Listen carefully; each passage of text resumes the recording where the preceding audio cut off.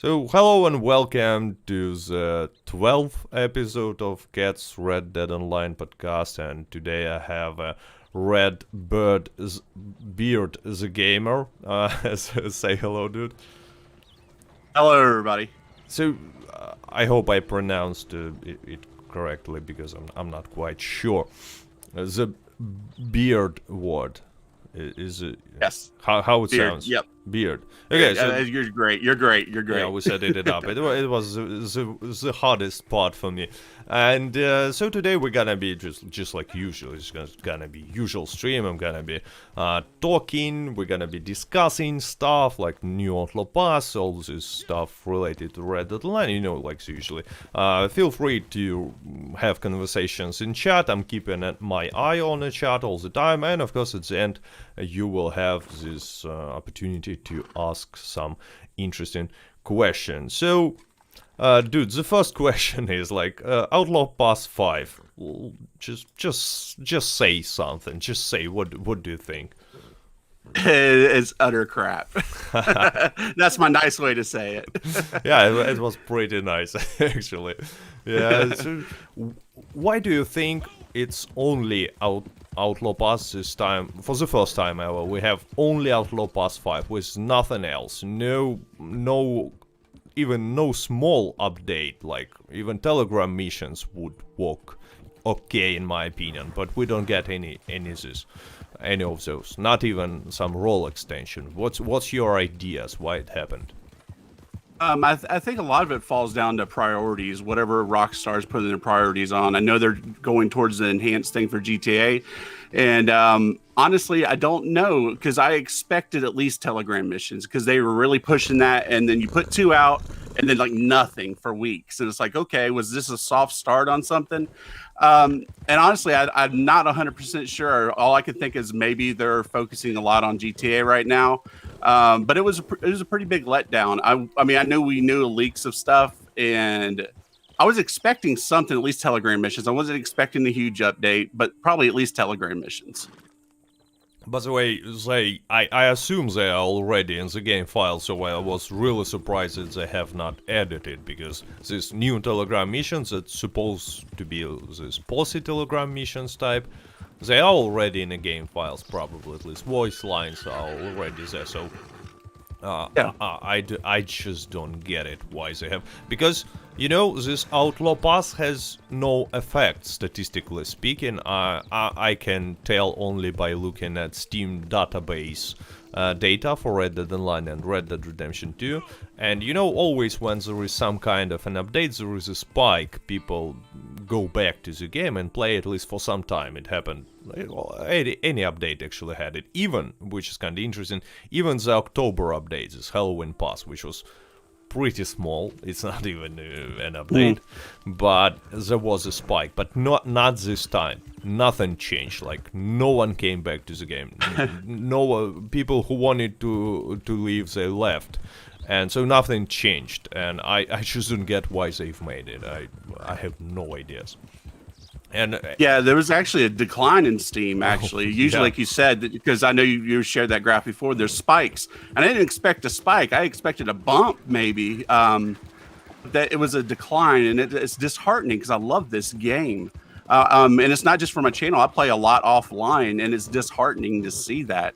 Because even if it was a pass, just be good content. Like in some of the passes, give us just a story mode outfit, like a Dutch outfit, and that's it.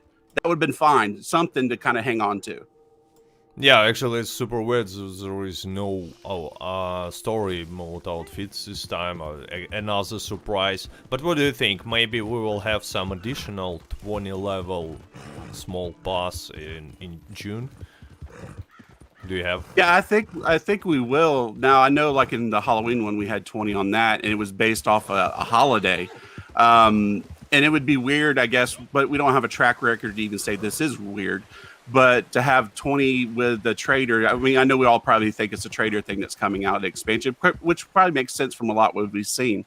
I'm assuming, hoping, fingers crossed that we are, but there's not really a holiday that I think lines up well for Red Dead to have like a 2020 tier one like Halloween was. So I'm not really sure, but I'm I'm guessing so, because before when they did 80, they backed it up with another 20. So, fingers crossed that we will. Yeah. What do you think might be the theme of this small? Because we had some theme for October small Outlaw Pass. It was Halloween, but what can we possibly get as a theme for a small Outlaw Pass in June?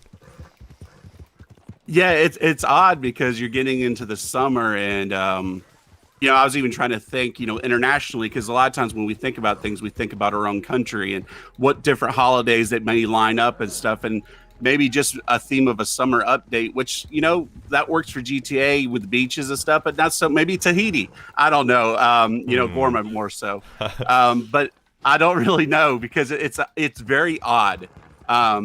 And if we just could get a roadmap, I mean, I'm not expecting, Rockstar to give us their little notebook of everything they got going on, but a roadmap would be amazing. And I think it would be great for the community's morale. Yeah, roadmap. But actually, I'm not expecting to see a roadmap from Rockstar, No. unfortunately. I just don't see this happening. I mean, what's the funny thing? Bethesda released a roadmap for Fallout 76, and Fallout 76 is a disaster by any means.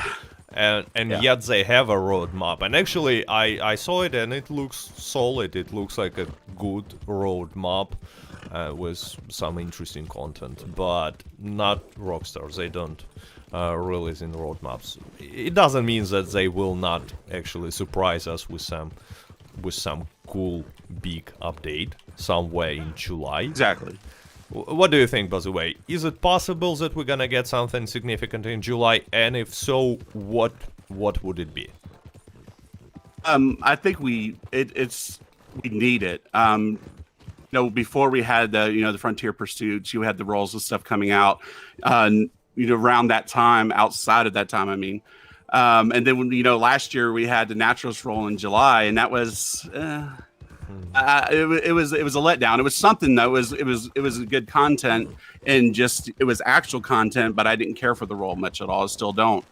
But I think the game really needs it. It's kind of getting near, and I hate to even say this, like a make or break type thing. I don't think Red Dead Online will ever just disappear, but I don't want it to become just another online game, because I really do care for the game. I really do like the game. And I don't want it just become another online game that's out there. We're talking about Rockstar. I mean, they're huge. We're not talking about an independent company that doesn't, know how to make good stuff. They make great stuff. And it's just really disheartening with the way Red Dead Online's been doing, because this time with GTA Online, even though they had a lot of bumps, they had a lot of content being pushed out in the first 2 years, and we're nearing the 2.5 mark with Red Dead Online. Yeah, and actually you said that the game will not disappear, but the dev for such game is not even disappearing. It's, I don't know, 2,000 concurrent players. It's pretty much the dev. And there are many projects like MMORPGs right now with that stats. Actually, Fallout 76, I think, is not far from it. Oh, recent Marvel's game. Recent Marvel's game is pretty much dead. Yeah, right. Yeah, now. I had huge hopes for that. Yeah. It is. I haven't played it in months, and I spent a ton of hours in that game, and it broke my heart how it just fell apart. I mean, the glitches were so bad in it, but that's a whole nother story. But yeah, that game's pretty much gone. Actually, I would like to know. So you've been playing, I assume, making content about this Marvel's, how it's called? I don't know, Avengers or something. Marvel. Yeah, I did a little bit, but then when the glitches got so bad, I didn't even stream it anymore. I gave up on it months back, just as playing it casually as well. Yeah, it's just there's so many issues with it, with the different missions and stuff not loading, sitting for 20-30 minutes waiting for matchmaking. It was just really bad. I just wanted to ask in this from this perspective. So many people saying that Red Dead Online is a disaster. At least they were saying when at the beginning of beta. I saw a lot of videos like this. But let's compare it to some other similar projects like Fallout 76 or this from Marvel's. And Red Dead Online looks extremely solid, in my opinion, if we're gonna compare with with some other competitors. Oh, definitely, like this one. Which is kind of interesting. It reminded me. So since the beginning of beta, the most popular topic about Red Dead Online was that Red Dead Online is dying, and I still see a lot of videos like this. So why do you think it happened? Why do you think there is a constant feeling of Red Dead Online being in a decline or dying? By the way, I want to say that I've made some little research, and it's not true. Red Dead Online is not dying by any mean, which is kind of interesting. But still, even I have this feeling. Why do you think? Do you have such feeling? First question, and if so, I'll even throw myself under the bus. Back during the time before the Naturalist role, there was that long period of time before we had any updates, and I put a video out. It was like 3 months into it, and I was like, is it dying and stuff? Because it's like, are they switching, priorities? With Dan Houser was coming out of there, and then I might butcher this guy's name because I'm not sure how to pronounce it, but it's Amron Sarwar, which was the director of design. He left. And then Laszlo, he left because of terminal cancer. They were main writers for the games, and it seems like right before the Naturalist role came out is when they were all departing out. So I was getting discouraged there. It's like, okay, is this going to be, are they going to kind of just flip it and focus on GTA Online? Because you got different people and they're focusing on different things, and not so much maybe these guys were the ones that were, front runners for Red Dead Online. So that's what I was feeling. But going forward, I'm not really sure, because there's no really push from Rockstar, even in live streams like they do a lot with GTA Online. They did one with some content creators, and that was it. And that was over 2 years ago. Mm-hmm. Yeah, they were not actually investing too much time and effort. But you said about all these guys from Rockstar Games who were working on Red Dead Redemption 2. But do you think they were also doing at least anything about Red Dead Online? Because I thought that it might be a completely different team of developers who is in charge of Red Dead Online project. It's very well possible. These are the only guys that I could find that had, significant job titles. I've even tried to look on LinkedIn and stuff to see, who's maybe working on certain things. And I haven't been able to find any, people that are, developing and stuff, specifically for Red Dead Online. So I think there is heads of departments, and then they're cross through different locations of Rockstar. But that's kind of just all we have to go for. We know Dan Houser was, vice president, co-founder, stuff like that, though. Yeah, but he left. But anyways, the question is, do you still feel like, do you have this feeling sometimes that Red Dead Online is dying? I'm talking about the feeling, not like your... The feeling, it does, just because I've been playing since beta day one. And it's the ups and downs, If you just came into the game maybe 6 months ago, you might be frustrated. And I think that's any kind of game longevity, when you're always kind of hoping for something bigger, something greater. And you're going from the track record on GTA Online and where they took that to. And you're trying to compare, which they can't compare in the scheme of the same type of game, but the same company is what I'm looking at on how they decided to develop on one compared to the other. Mm-hmm. Sorry, I have to make a small break to turn different cartoon to my kid. No problem at all. Got little kids too. I'll be back in a second.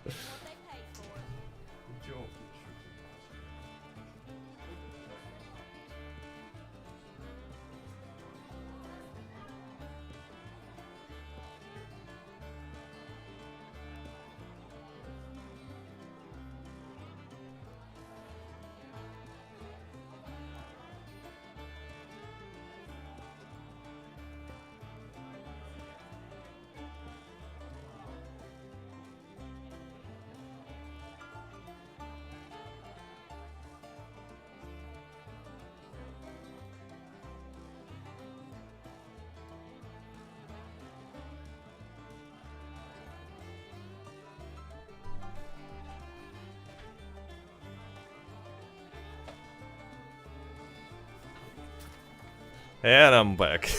just no problem at all. No problem at all. To turn different to tune different cartoon to the kid because the previous one ended unexpectedly.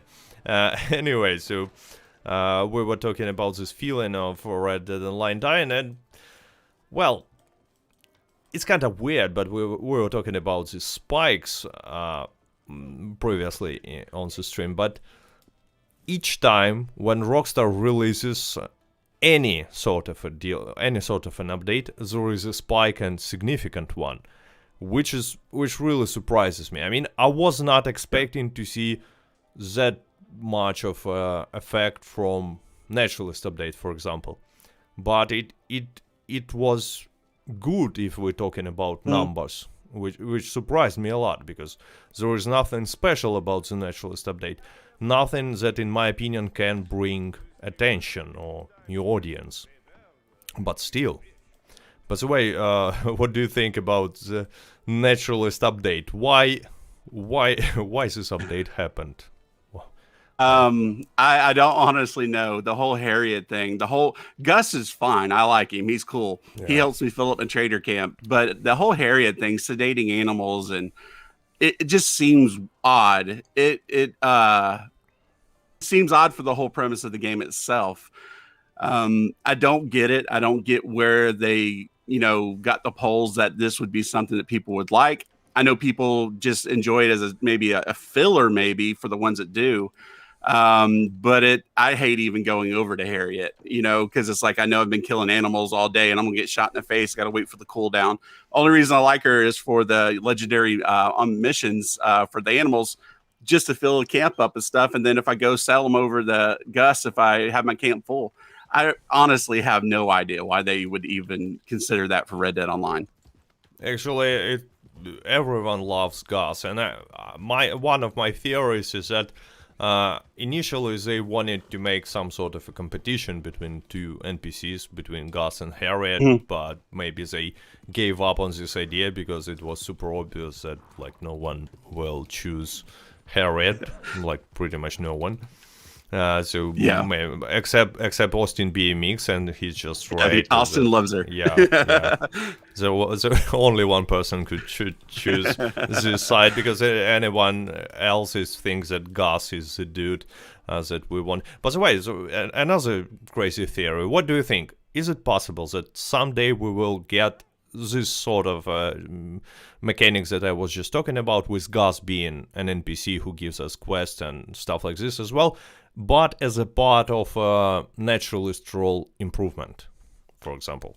I think that's how they need to turn it, really. The whole Naturalist kind of, the name of it leans more towards Harriet, I think. But I think they need to kind of, or make Gus his own thing, make him, pull him out, maybe put him with a trader. Maybe he'll be part of the trader expansion to some degree. I know there's been the taxidermy thing, which I don't really know how long that could last either. I mean, that would seem a little mundane to me, at least after a while. So if they pulled him out and kind of, worked with Cripps a little bit more, and maybe just let her just be what she is, in her nice little corner far away from everything else, I would be happy about it. Yeah, anyone would be happy about it, actually. But I think that taxidermy might be an update, but for a trader role, not for the Naturalist role. I think it suits trader way more. But we might get something like legendary fisherman, and we will catch...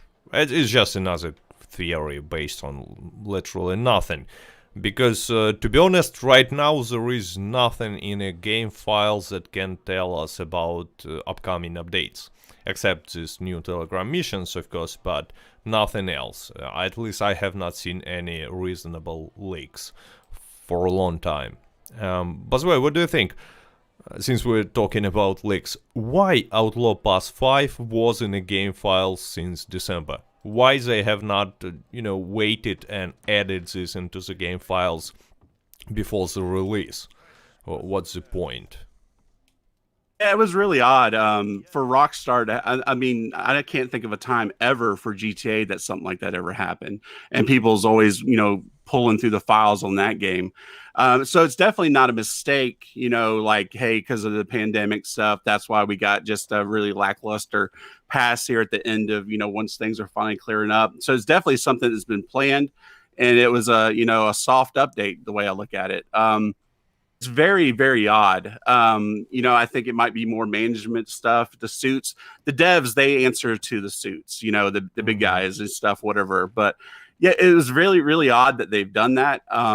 There's not a time I can ever think that anything to that degree was leaked, other than, of course, the Halloween one as well, too. Probably a month and a half, I think it was before, if not a little bit longer. So it's weird that they're being so just flagrant about their updates, and it doesn't seem like Rockstar. Rockstar doesn't operate that way in their updates to that degree. They never communicate well, and we can't really expect them to change their ways in that. But it was very odd that they did that. Actually, it's you said that it not looks like a Rockstar, and yeah, because if we think about it, Rockstar just tries to keep everything in secret all the time, but it's not a secret. It says, hey, here you go. That's updates that you're gonna see in a few months. It's not. It really does not look like Rockstar, who does not share. Like in Friends, there was a one episode where Joey was saying like Joey does not share food, and Rockstar does not share any sort of information, like never, except some retweets with some DJs that I don't care about, like, completely. But here we have a lot of information about upcoming update, and I think maybe it really was made on purpose, just for some reason. I just don't get the reason. Maybe they love to bring this attraction, even when this attraction is not like attention is not positive. It was another my theory, because for the game like Red Dead Online, doing something that everyone is gonna let's say hate, it's a little bit of a strong word, but dislike. I know that there are some people who would disagree with me and say that no, not everyone dislikes Outlaw Pass 5, but I mean statistically pretty much everyone, most of the people dislike it. But for Rockstar, it might be a good idea to do this, because let's make two options: not doing anything, and people will slowly start forgetting about this game, many people, and do something that will bring hate. Hate, it's a strong emotion. It's if you want, it's a seller for attention. So it brings attention, it attracts attention. So what do you think? Might it be possible that Rockstar is so playing on such level, let's say, that it was made on purpose to make players and some content creators angry and attract attention? Or I'm overthinking here? It's just that old saying a lot of people say, there's no bad PR, but there is. I mean, the PR, if there's someone over that, there used to be a person that used to answer tweets and stuff on Rockstar, and they quit doing that probably a year or so back, if not longer. But the PR is bad. I mean, every time an update comes out, they're getting hammered by Polygon, stuff like that, letting people know what's going on. And the PR is bad. It really is. So I don't know if we're on radar enough for Rockstar to care, because I don't understand it really. And I know that's a lame answer, but it makes no sense. And for them to be just spiteful about it, I don't know if they care enough to be spiteful from the way some of this stuff is. I think it's filler. And it's not even filling, because filler would be from update to update. Like Call of Duty, I love playing that. And the pass is, you're lucky to finish that thing before the next season comes out.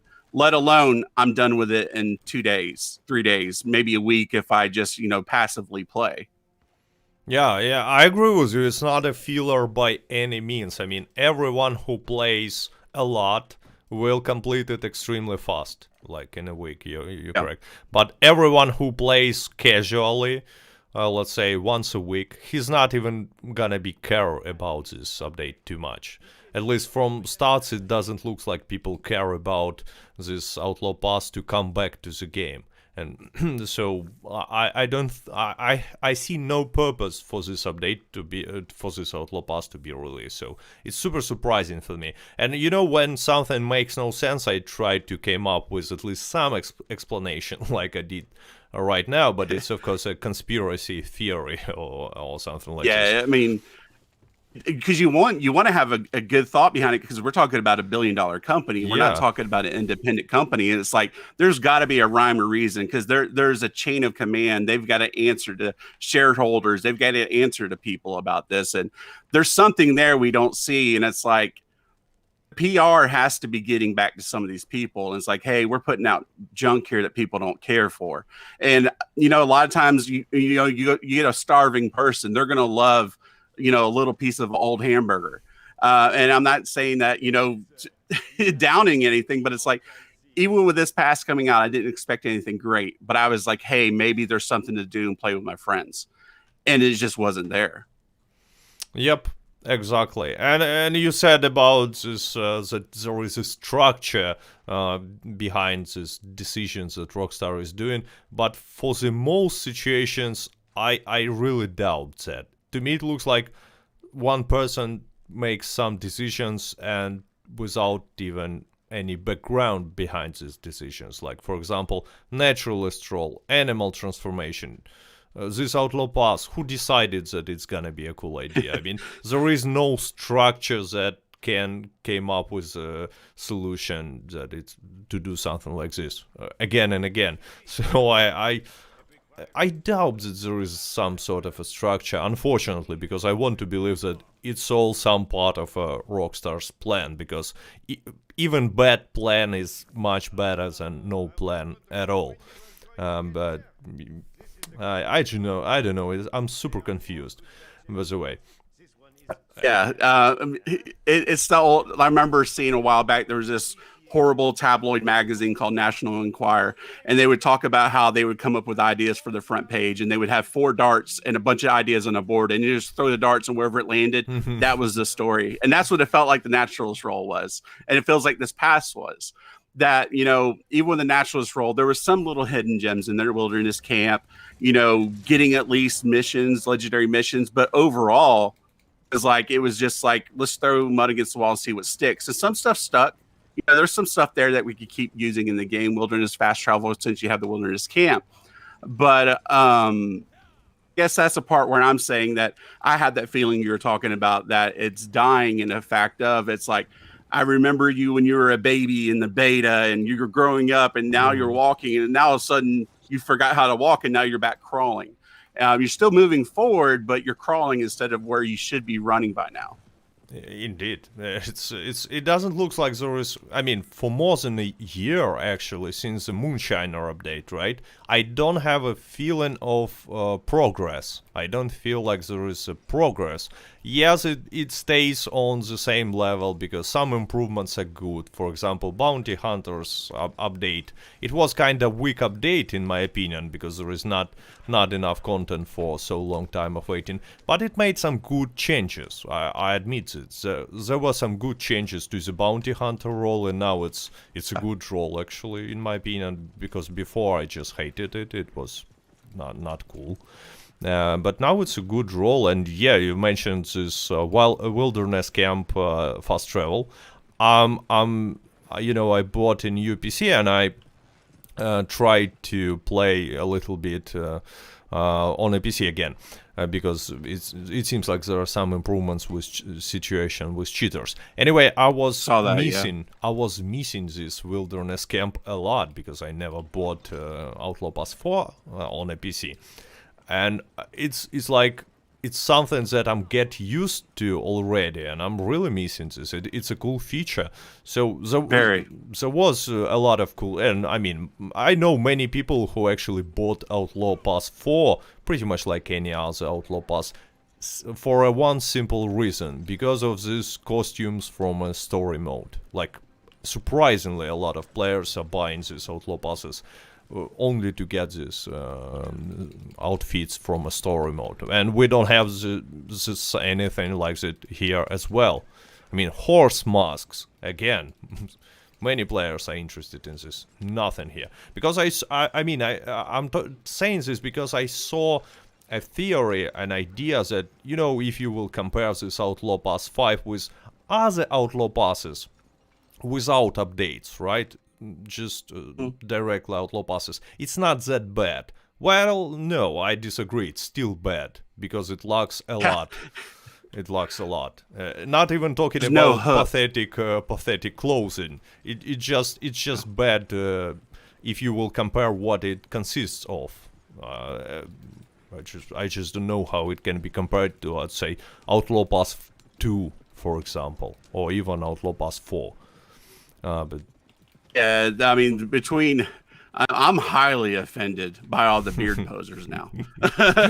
but honestly, it's like there was no hook to the pass, meaning that give us an outfit or something to where we kind of validate something, like you were saying, that people don't want to miss it. Because I got it anyway, because I really do love the game. I want it to fully succeed. A lot of times when I'm critical of it, people are saying I'm being negative, but I'm just being truthful, because I don't want to sell something just for views. If I'm gonna, if you're gonna come to the channel and watch a video I do, I want to be honest how I feel about it, and not try to sell you up on something that's not meeting the standard of what I think Rockstar Games, because we got to think this is Rockstar Games. They're not our friend, they're not our buddy. These are big time companies doing big time things, and we should expect that of them. And I'd pay for an update at this point. I'll drop $20. Give us freaking 3 rolls. I'll pay $20 for it at this point, because I do like the game. I mean, and I know it's not a money issue, because if you think about it, I mean, Rockstar made over $1 billion off Red Dead Redemption 2. And when they developed that game, they knew in the back of their mind that they're going to have to fund Red Dead Online. So I know a lot of people say Red Dead Online's free. They knew what they were doing. They knew about GTA Online before GTA 5 came out. And then as it goes on, they're expecting to sell, shark cards, expecting to sell gold bars. But we'll hold a standard because they are at the top of the sandbox top games. Actually, I think that Red Dead Online is doing some good amount of money. Actually, more than we might think about it.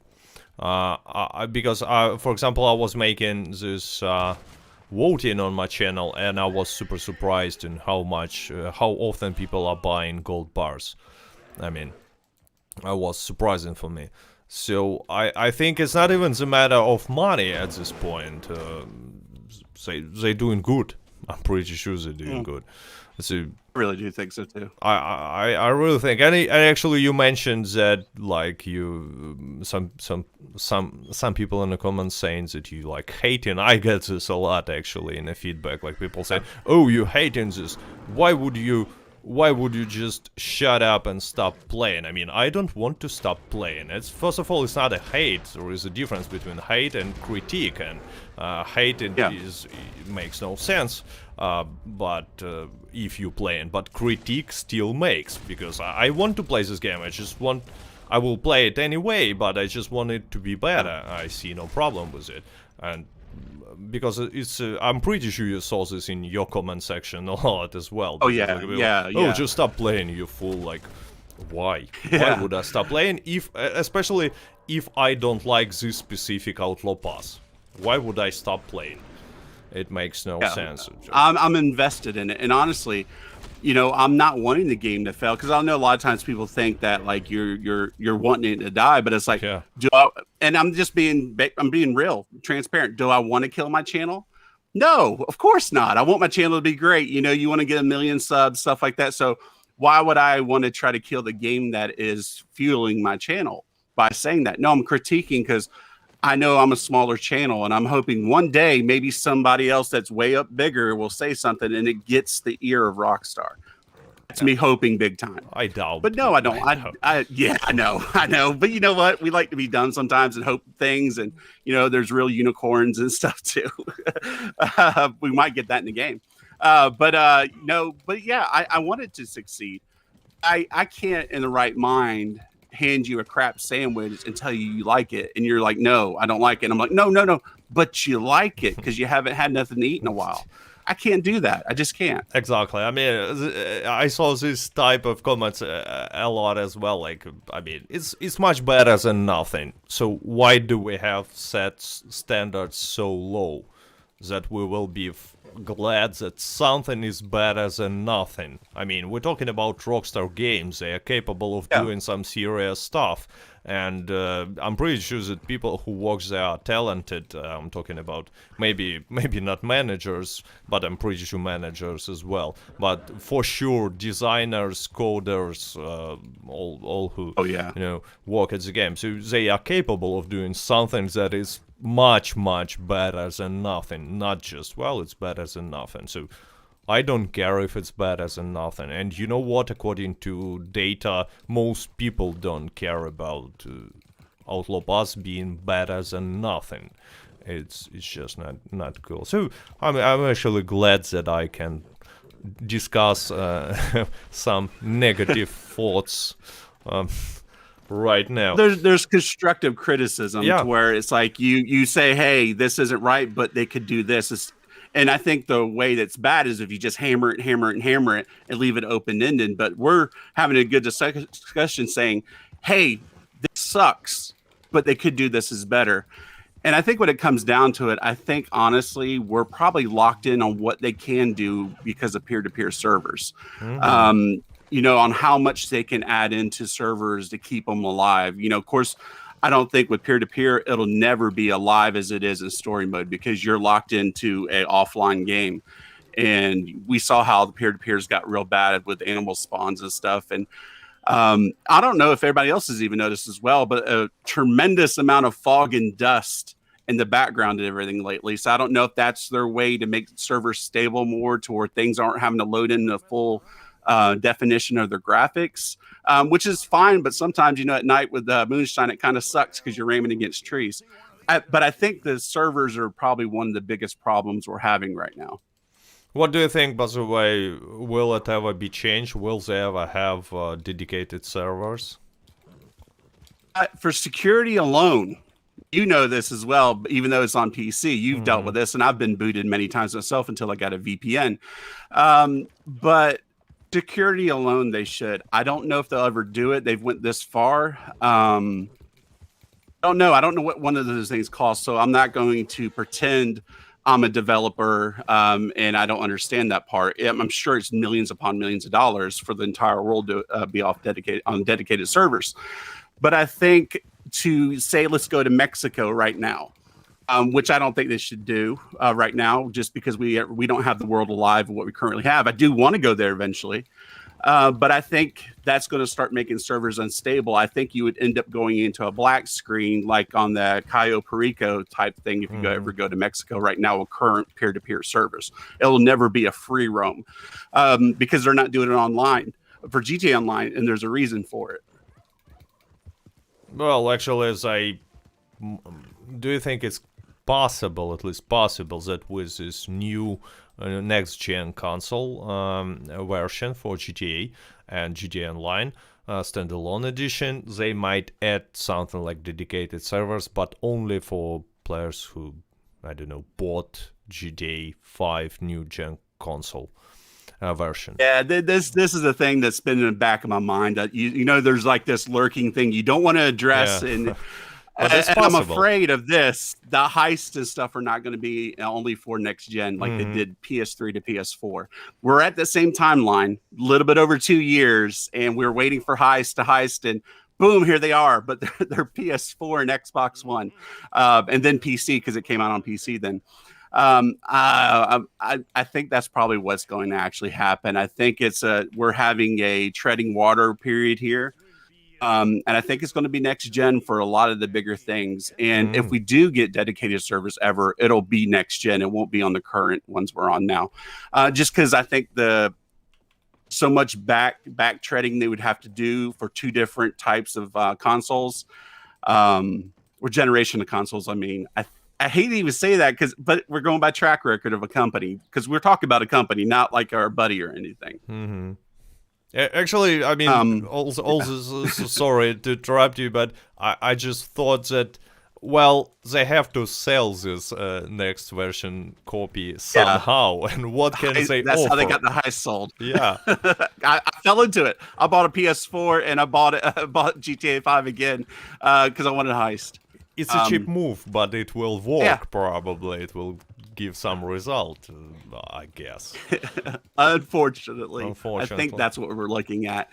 And me saying that at the same time, people that think I'm being negative, I don't want this game to fail, but it's like, I think that's where we're going though with it. I think it's next gen.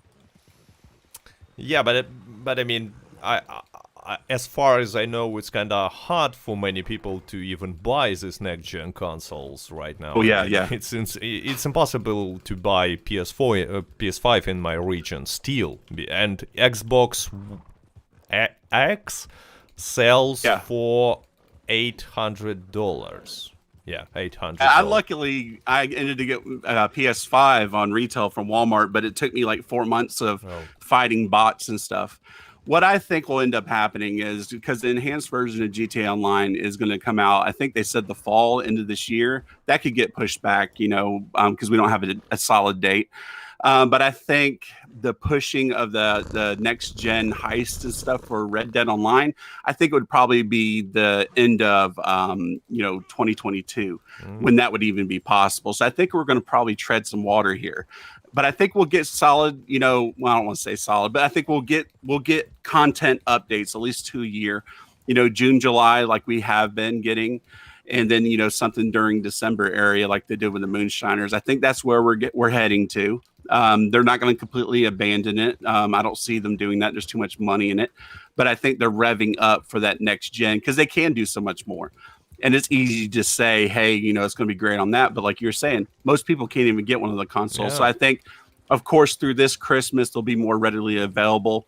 Probably, this time next year, they'll have the PS5 Slim and Xbox, Series X Slim, or, they'll sell a new model of that and boom, throw a Red Dead Redemption 2, port over with it. And there you go. They sold the consoles, sold new games, and everything's on next gen.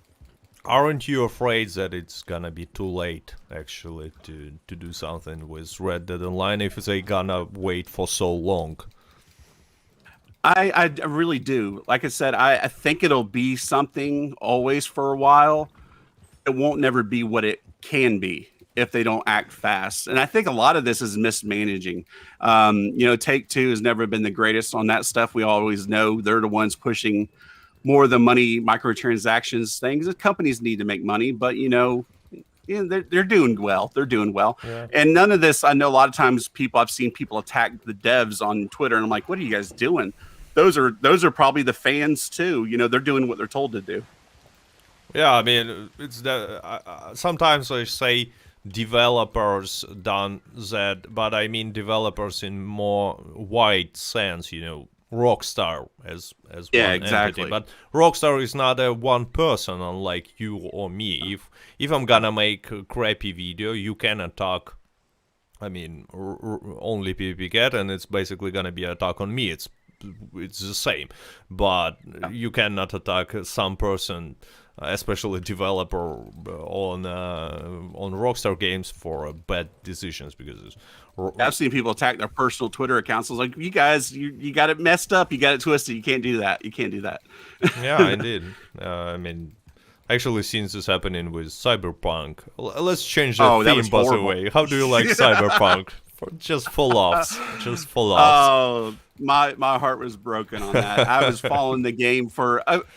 it was out years before, but I followed it for a good 4 years, and the whole build up to it, and every building was going to be, explorable and stuff. And the second or third pushback, I'm like, yeah. And I'm actually overwhelmingly surprised how horrible it has went. And it's like you can't put out patches to a story mode game when everybody's, finished the game, even if it was brokenly done, 6 months later. Who's going to want to go back through a story that you already seen?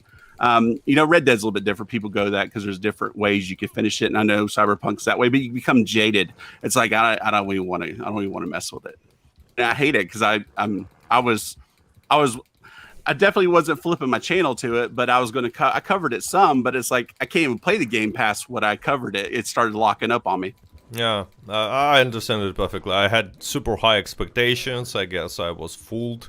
Basically, let's say as it was. I was fooled by the developers, just like pretty much anybody else. And when they have not delivered pretty much nothing. I mean, yeah, you've mentioned these buildings, but they've said that you can follow any NPC and you will see how he's cleaning his teeth. And you know what? On practice, I'm staying at the entrance to the this metro station, underground station, and the crowd of NPCs are just stopping, and they're like 20 NPCs just stopping and staring at me because they are T-posing on you. Yeah, I'm on their waypoint. That's how bad they are, actually. It's just terrible how bad this game is. Because to be honest, one of the reasons why I was hoping that Cyberpunk will succeed is that we all know that the main business plan for Cyberpunk is Cyberpunk Online. I mean, I've been listening to CD Projekt's Red investors call, and many investors were asking specifically that question. Now what's with Cyberpunk Online? Is it delayed? What's gonna happen? Because that's where money are. And I was hoping that if Cyberpunk Online will be good, then maybe Cyberpunk Online will be good, and then maybe finally there will be some sort of a competition between Rockstar and someone else. Because without competition, there is never a progress, and it's only degradation when you have no competitors. It's my personal opinion, and that's exactly what's happening.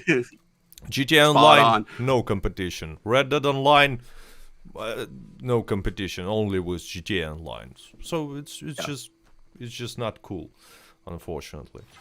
By the way, have you ever heard about some other projects that can be, in theory, a competitor to this Rockstar's online projects? Honestly, there isn't, and they know it. It's kind of just echoing what you said. There's nothing else out there I can think of that I can get 15 to 20 of my friends into a lobby. We can hang out, whether it's shooting each other or just doing whatever in the game. There's nothing else out there. I mean, I guess you can have like the Fortnites and stuff, but we don't even talk about that. But anyway, you have those other types of games, but it's not the same. There's sandbox type games, but they're more, children type games, younger. Not that, I mean, I know some adults play Fortnite, but there's like Gary's Gmod and stuff like that. There's sandbox games, but there's no competition to it. And I think that's the problem, is they can take their time and they know nobody can touch us. We've got the best graphics for a sandbox open game. I mean, it's endless. I mean, in the scheme of things for GTA Online or Red Dead Online on the world itself, and they know it. And there's nothing that I even see on the radar that can even come close to touching them. There might be some of their multiplayer games that have 4 people, maybe 5 people in it, but it's still not the same. There's not a competitor. There's just another game in the market. Yeah, and it's kind of sad, actually. It's super sad because I'm afraid that they will not change any, these unpleasant patterns of how they do with GTA Online, with Red Dead Online, without competition. They will just don't change anything to good, unfortunately. And by the way, you've said about childish games, and basically GTA Online can be called more childish game, with all this nonsense and flying bicycles, motorcycles, I'm sorry. Or some of the people, the grown adults acting like children. Yeah, but I'm not saying that only children are playing GTA Online. I'm saying that it's more like unmature behavior. But here's a question. Here's a question that might caught you by surprise. What would you prefer? To have Red Dead Online, like, not stagnating, but, doing like it was last year. So, with no big improvements, just slowly. Or a lot of attention from Rockstar, but the price is this craziness, like flying bicycles, vampires, I don't know, just UFOs or something like this. Bringing it to the level of nonsense of GTA, at least at some degree.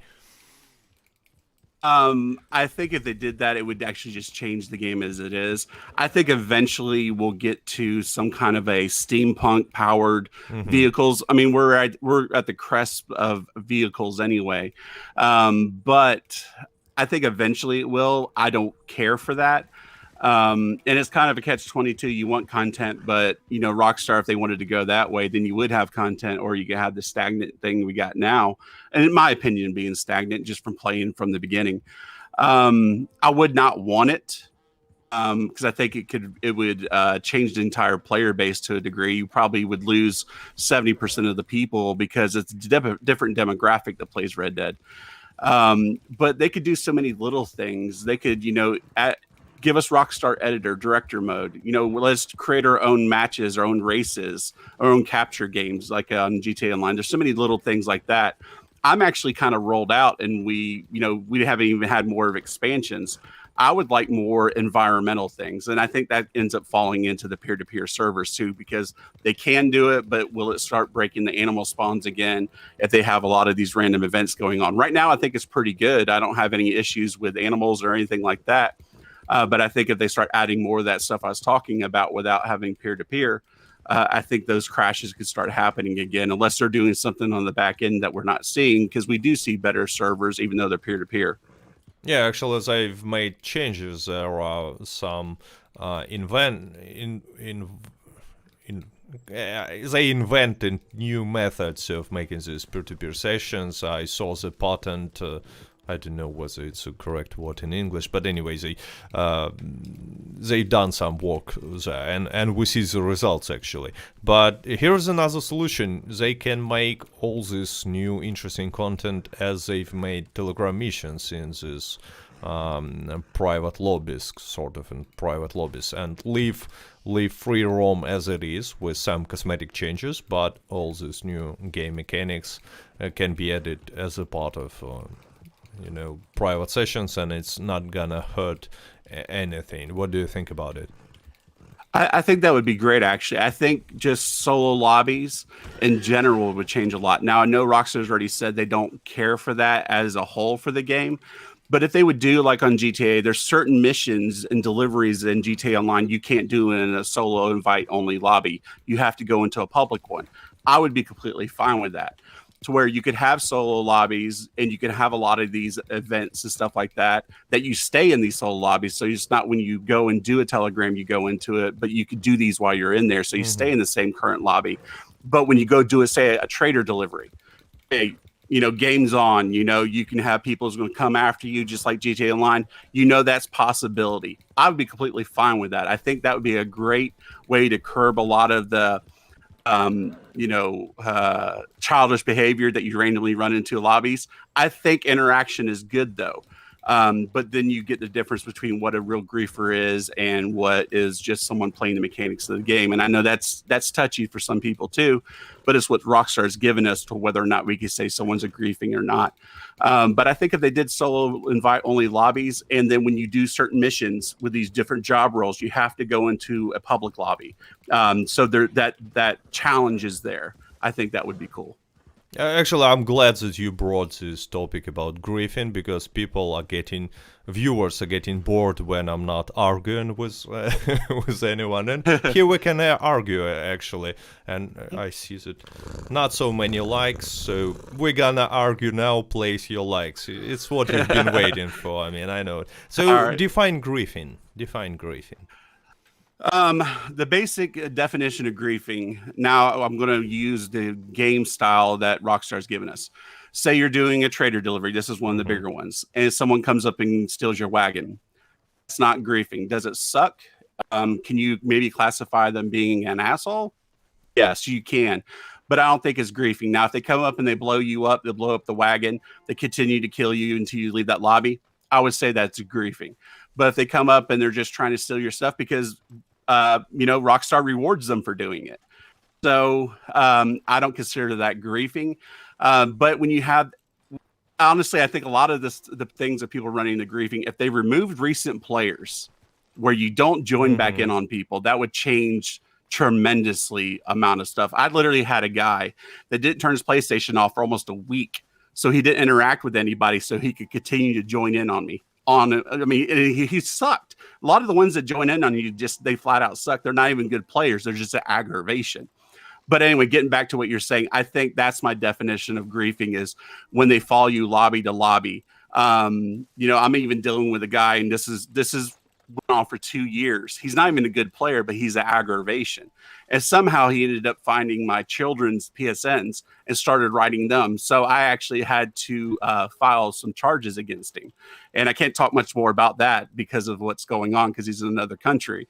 And they wrote very inappropriate things to my kids. So that is a griefer to me. Yeah, it's not a griefer. It's some sort of stalking. Stalker. Weirdo. It's a different thing. But I actually agree with you about this griefing definition. It's not. I don't think it's a griefing to attack someone's trade delivery. I don't do this personally, never, because I think it's, I don't either, not but a cool thing. But technically, it's not a griefing, just as well as when you have a bounty on your head and some bounty hunter catches you or killing you. Yeah. It's not a griefing. Again, yes, this reward for doing this is laughable, and no one, let's face it, no one does it because of the reward. People do it because they want to, I don't know, maybe to troll you, maybe to have some PvP, but not because of the reward. But technically, game rewards this type of behavior, so it's not a griefing.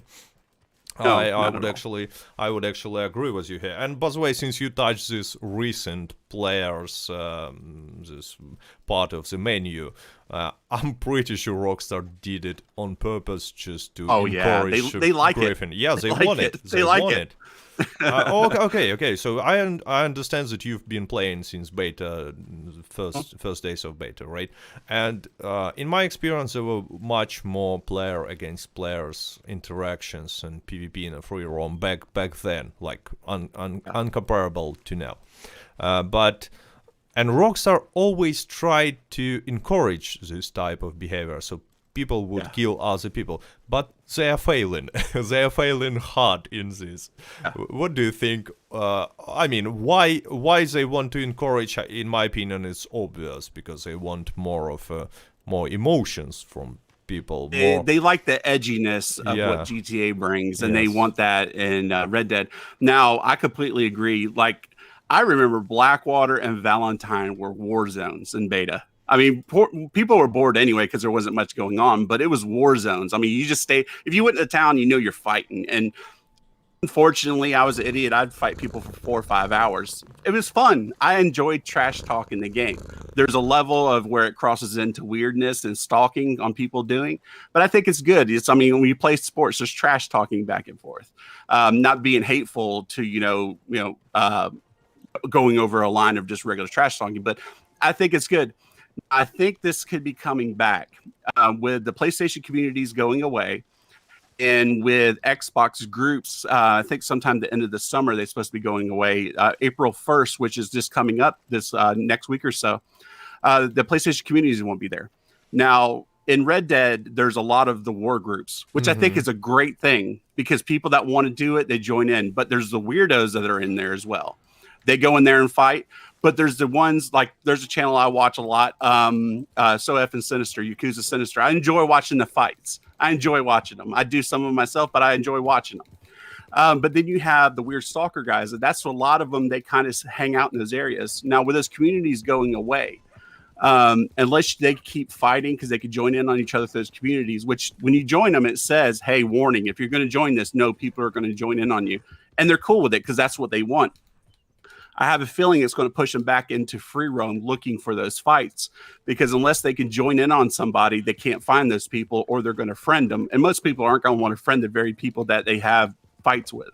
But you see, there is a mechanic for such players. It's called clans. So I hope they will find a place in the clans, because clans are on a constant war. They fight with each other, and I guess players who are looking for fights might join these clans, so they will have something to do pretty much always. And it's not like killing randoms in a free roam is is not gonna give them satisfaction anyways, because most randoms will just leave, switch the session, and just forget about it. While clans are gonna be like fighting and fighting, as they have all these wars going all the time. So I don't think it's gonna be a problem. Actually, in my opinion, this removal is a good thing. The only thing I think that it could bring them into more free roam is because when they go into those groups, the other clans join those groups too. And it's a mutual understanding when you join in that group that these people show online, and they'll just pop in on them. So they're not friends with people where they can join in on them for majority of it, because some of them just flat out hate each other. So they're not friends with them where they're joining in and inviting them. Sometimes I know it happens, but for the most part, I've watched streams and they just randomly join in people in those communities, and those people know that people are going to join in on them too. And I think without that mechanic, unless they're going to have one person from their clan be the guy that everyone can join through, I'm not saying it's going to be all out war, but I can see that maybe possibly trickling in, and that's just my opinion, of course. Yeah, but why you do this griefers type of videos, right? Where do you get all these griefers from? I always have this question when I see this series. I mean, honestly, I bring it upon myself, but I do it on purpose. I push back. Now I do videos, and I named a couple of them griefers because I remember back in my kids, they played when Minecraft first came out. There was videos about griefers in Minecraft. But anyway, it's not my staple. It just happens, and I don't run. Now, I'm not the greatest PvP player. Now, in PvP showdowns are my favorite part of the game, actually. But that's me. I'm probably maybe in the 60th percentile of being good. Now, that next 40 is pretty rough, guys. I mean, they're freaking those headshots you all day. As long as they're not using Cronus. I mean, there's that 40% is a solid 40% to break into to say you're up in there with them. But yeah, it's one of the parts I enjoy a lot. And yeah, it just happens. I guess, like you're having people jumping on you with PC and stuff. People want recognition for some reason. And I get a lot of times people want to jump in on me, even though I'll tell you right now, I'm not a great PvP player, but people want that screenshot, the post saying they killed Redbeard or, killed their bearded outlaw, somebody in my posse. People want that clout.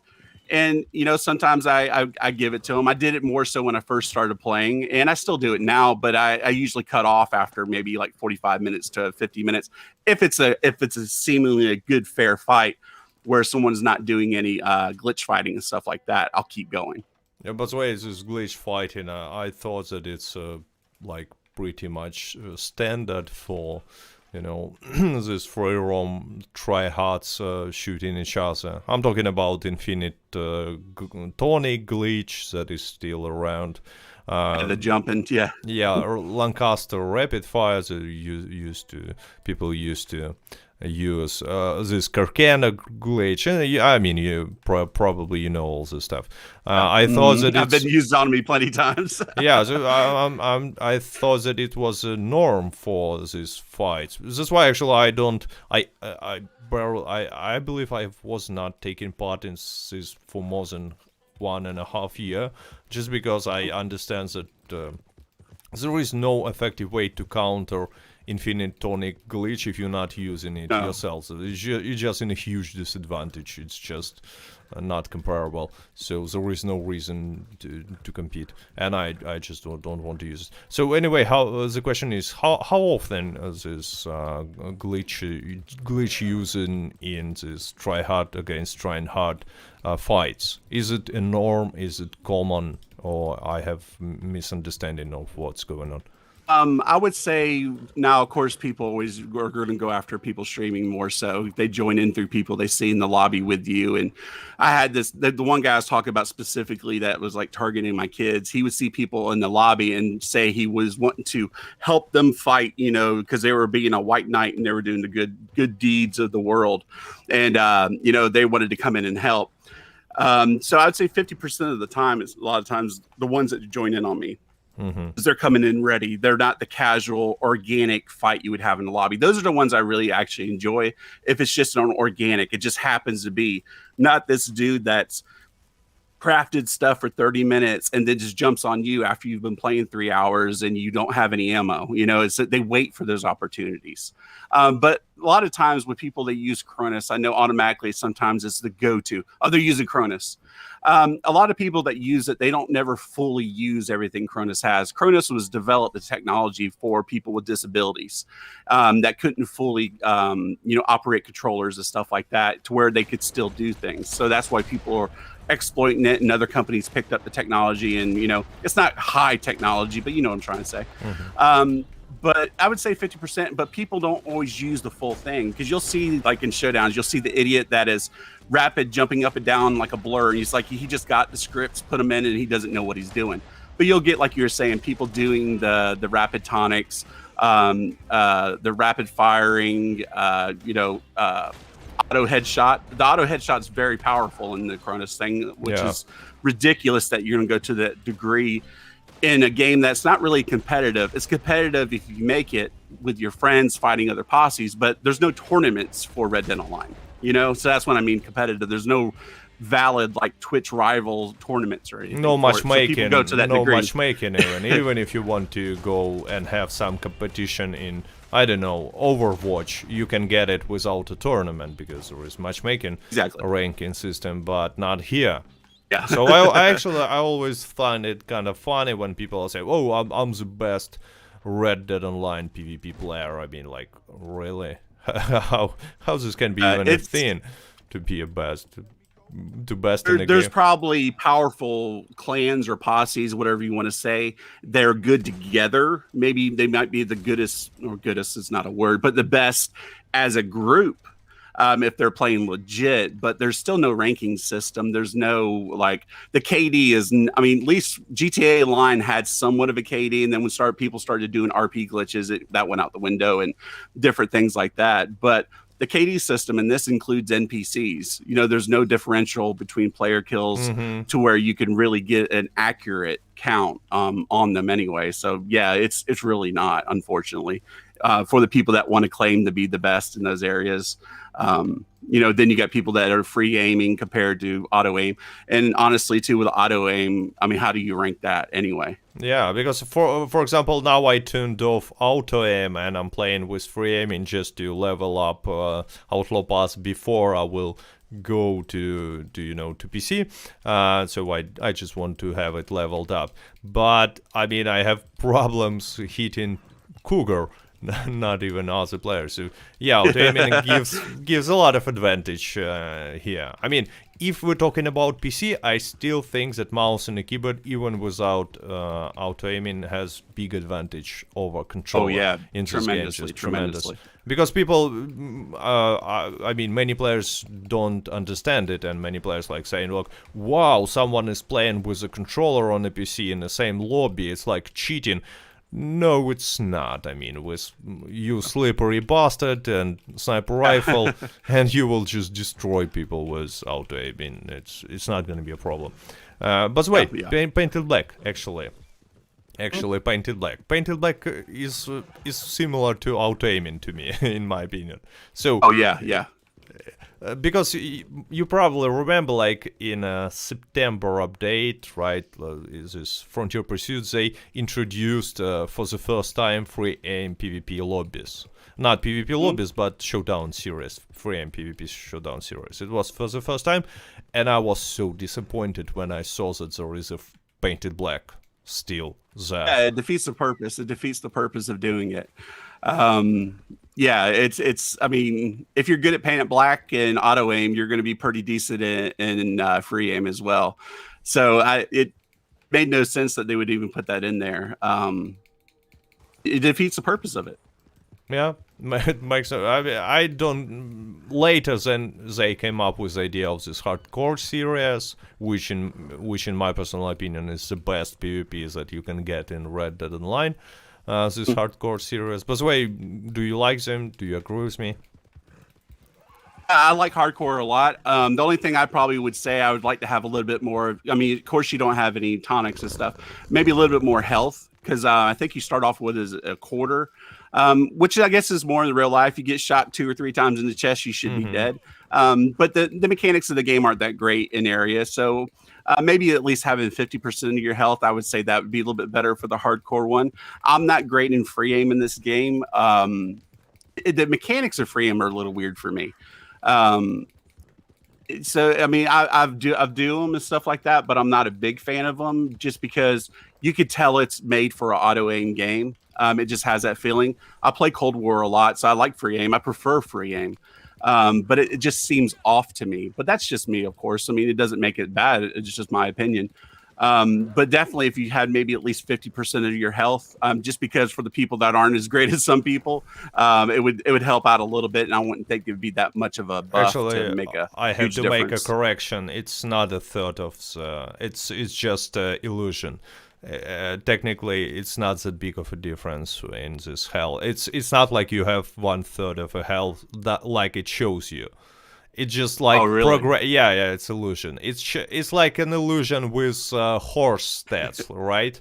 You open and wow, there is like I have 3 bars, and this awesome horse has 10 bars, and it looks like there is a huge difference. But on practice, difference is almost unnoticeable. And the same goes with this health bar, because you level up your health bar as you progress since level 1, right?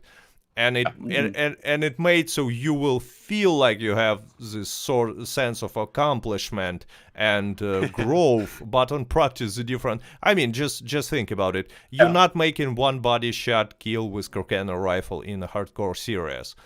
Now, just take a look how much damage Corcana makes with a body shot with regular ammo, no ability guns.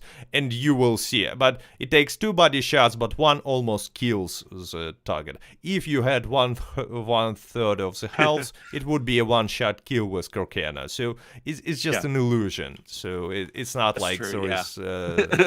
but it's an interesting trick, by the way, from the Rockstar. I like how they... I don't like say it's a cool thing to do such things, but I like how they give us sense of accomplishments without even actually doing anything, given any sort of accomplishment, just like with the horses. Because I mean, I was the first one who made, as far as I know, this test and proved that there is no difference between horses, real difference. Like 1 bar is only 0.6, 0.7 real life speed. And before that I saw so many videos like, oh, this horse is so much better, just look at these stats, they are amazing, like this 1 extra bar is just gonna change anything. No, but it was a cool illusion from Rockstar. I like it, how they made it. And actually, I have a theory that accuracy stat is not actually working at all. And if you increase the guns lately have been, I don't know if they're, without an actual DLC files to change in it, I can't say 100%, but like the Lancaster has just been off. I bet that was one of my main rifles that I use. And the accuracy of that, it seems like the gun's shooting dirty all the time lately. I know I've had other people tell me that as well, so I don't know what's going on with that. It's odd. Some of the stuff that's been going on with the guns and stuff like I use Mausers a lot, and it's like they lock up. Now I know in real life guns will lock up on you, but this is a video game. Come on, realism is cool, but it's like, I'm getting shot and stuff. My gun's locking up on me. So, and it's happened more frequently, probably like every 4 or 5 times, like when you're, rapid firing with the triggers and stuff. So, little things here and there that I've noticed myself.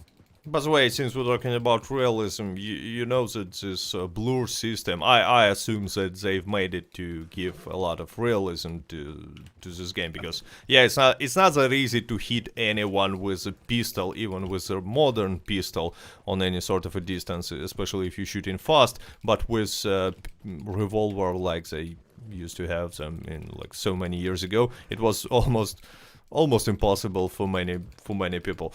So I assume that this blur mechanics was supposed to give us this sense of realism, but then they decided that it's too hardcore, and they added this dead eye.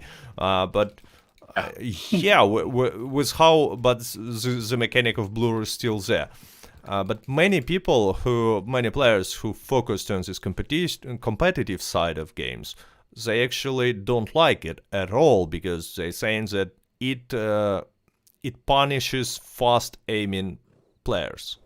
Do you agree with that? This mechanic of Oh, you're talking about paint it black? no. Not Not just where it's painted kind of jamming and stuff like that. yeah, just blur when you shoot, and you cannot make your second shot super fast without like with hitting anyone because you have this blur. I don't know how blur. Yeah. Yeah. The bloom. Yeah. Bloom. Sorry, my English is far from perfect, no but problem bloom. whatsoever. Yeah, bloom, not blue. Makes no sense. I think bloom has its place, but I think in some of them, specifically, not a lot of people use it, I know, but if you use it with painted black, the Litchfield, the bloom's horrible on that. The shotgun should have a bigger bloom. It's a shotgun, more of a close range type thing. But I think to a degree it should be there. I think some of them are a little too slow. I would have to go through and look at all of them. I think like even the Lancaster, I think is kind of okay. But some of the pistols and stuff, I don't really see too much of an issue with those. Maybe like with the slower ones like Lamad or something like that, maybe they could adjust some of those. But with Mausers, I mean, first shot, you're following it with 5 or 6 shots almost within the 2 seconds behind it. If you probably killed it by then, you're not going to. Well, yeah, it's to some degree. Yeah. Well, but maybe it's because of auto aim, not auto aim, but aim assist. If we will remove aim assist completely, it's still gonna be super hard. Oh yeah. To Yeah, you're talking about like in hardcore. Yeah. Let's say we're playing in a hardcore and no aim assist at all, because there is, for some reasons, there is aim assist in a hardcore PvP series. But let's say there is no. It's gonna be super hard to kill someone super fast with this bloom mechanic.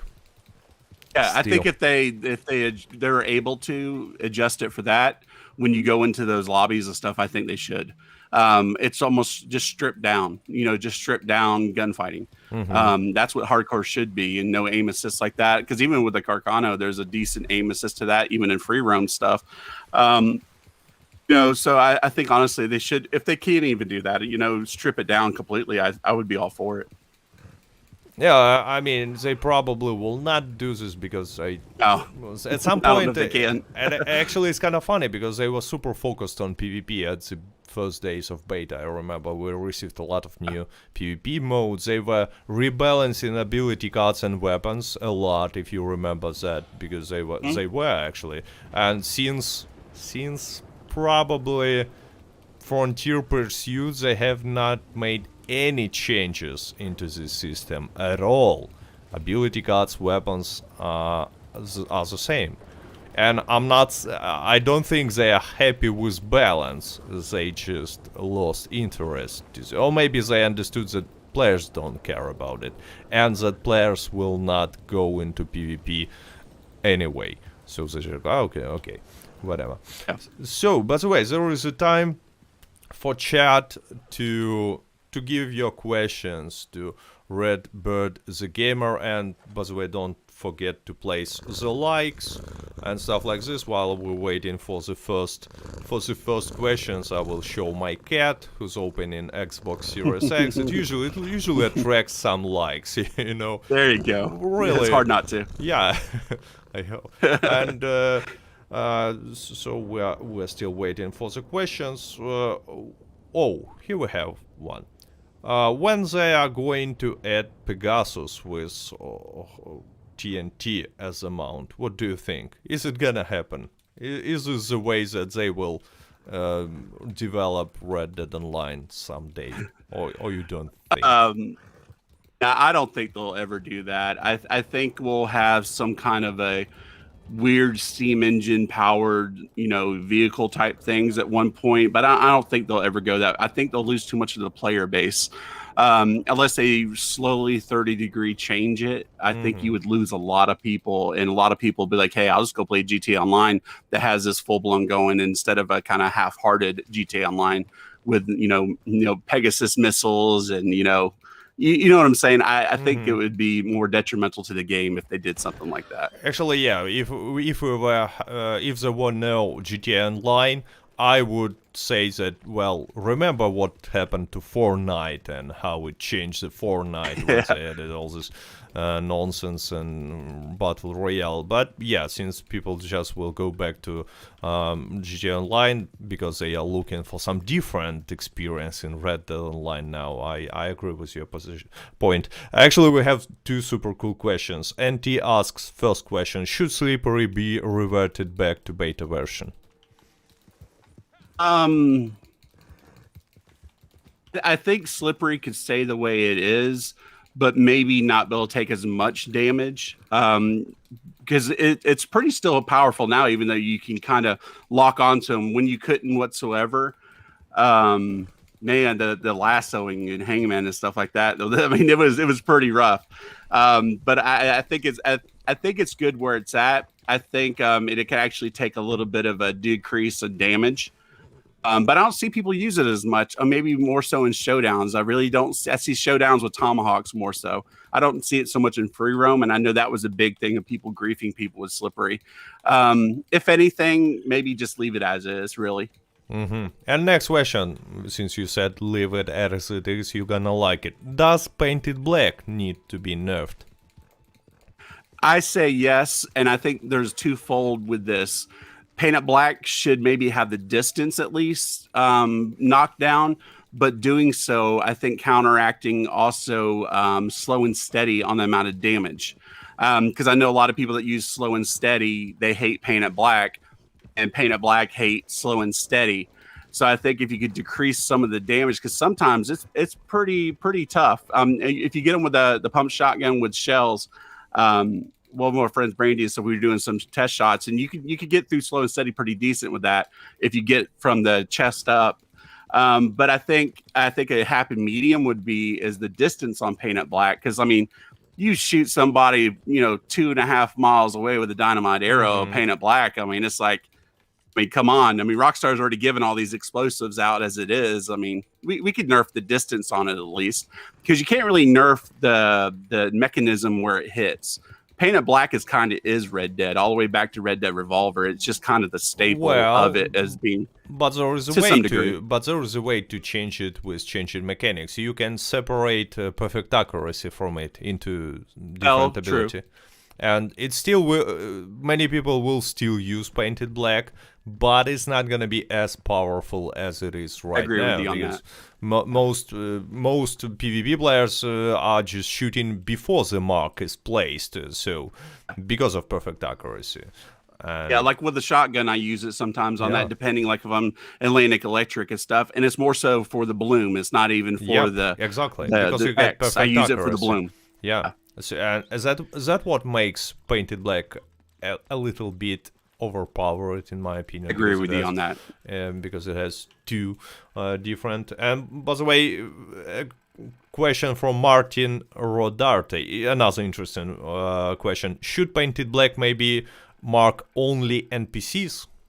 So it's gonna be, look, it's a solution, almost the something that I offered, but a little bit more hardcore. So you leave Painted Black only perfect accuracy for PvP side of the game, because I mean, most PvP players are not placing marks anyways, unless it's a arrow. It's kind of cheesy in my opinion. But you will, it still will be good for PvE.